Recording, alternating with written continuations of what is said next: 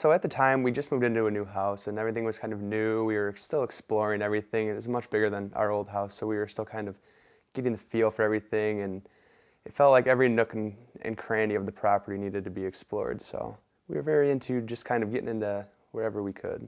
Nearly 20 years ago, Brett and Erin Studer were just 5 and 8 years old, two curious, playful kids. We had these wooden swords. We'd always pretend to be medieval and do sword fights and cool stuff like that. But the day before Easter, what should have been another fun day for two kids playing outside, took a terrible turn. That could have been the end of my story right there that day.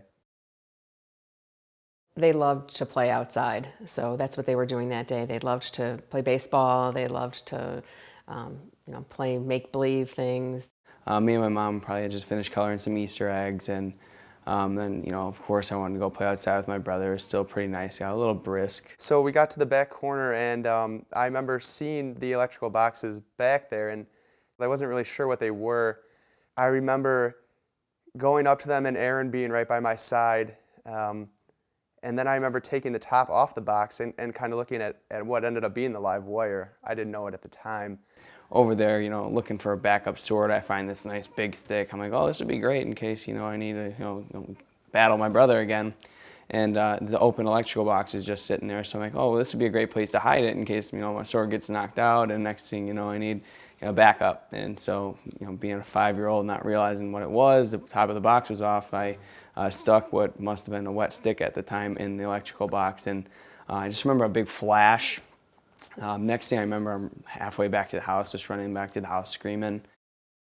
The lights flashed in the house, and the TV went on and off, and I was like, well, what the heck is going on? That there's a flash, and I was at the kitchen sink, and I looked up and looked out the window, and I saw sparks coming out of the green boxes, and both of my boys running towards me and screaming. And right away, we saw that Aaron's face was black, and I thought that it was soot. She started scrubbing my face because she thought it was dirt on my face, and it actually ended up being my dead skin. It was black skin, so she was kind of scrubbing away at that, and when I started screaming, my mom's like, no, that's the skin. Meanwhile, a fire had started outside among the dry leaves near the electrical boxes.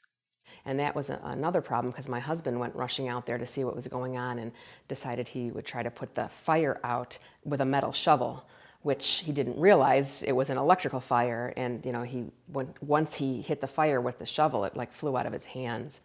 But it was pretty scary. The whole half of our block lost power, so people were outside wondering what was going on. I kind of just went from that young, nervous pang of, oh man, what did we do? How much trouble are we going to be into? Oh my God, what happened to my brother? Is he okay? And then from there, the ambulance was called and he was taken to the hospital. And that's when it really kind of sunk in, like, I wonder what just happened. Is my brother okay? And when the paramedics did get here, their first thing before they took him to the hospital was to check to make sure everything was okay with his heartbeat and all of that, because they thought he had received an electrical shock, where fortunately, or unfortunately, but he just received burns, and not burns and an electrical shock. And they were literally second to third degree burns. So some of the skin they actually had to peel off of my face at the doctor's office. His entire face was completely bandaged, not recognizable at all, just kind of my little kid brother all wrapped up in a hospital bed. For me, what was one of the hardest things was they said if we wanted to, we could, take him to our family's Easter gathering just to try to keep him away from anything that might cause an infection. And he said to me, Mom, I don't want to go because I look like a monster. So that, that just breaks your heart as a mother to, have your son go through that. I have distinct memories of years of my mom applying face cream to him to kind of keep the scarring down, and he always had very sensitive skin on his face from that time going forward. For 10, 15, even years now, I'll go, I don't like to put sunscreen on my face because I put it on my face and I go outside and it burns because my skin is still so sensitive right here on my eyes. The Studer family is sharing their story to help prevent future accidents.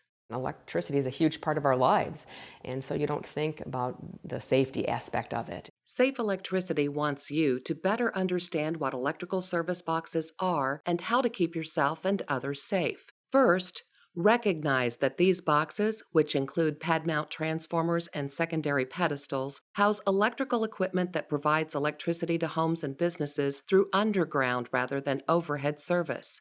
Respect the equipment. Do not open, tamper with, or obstruct access to electrical service boxes.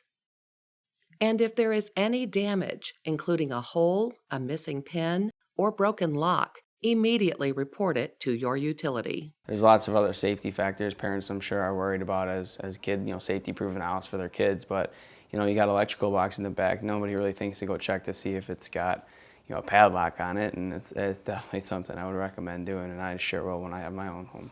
Just kind of walk your grounds, check out everything, try to figure out where, if anything, there are electrical utilities on your property, and make sure that those are properly secured. I'm just so thankful that my brother wasn't hurt anymore, because he put his hands in there, he could have touched one of those wires and that could have been it, And, I was lucky enough to just get knocked off my feet, flash burn on my face, whereas it could have been much, much worse. And it was that close to a really big disaster.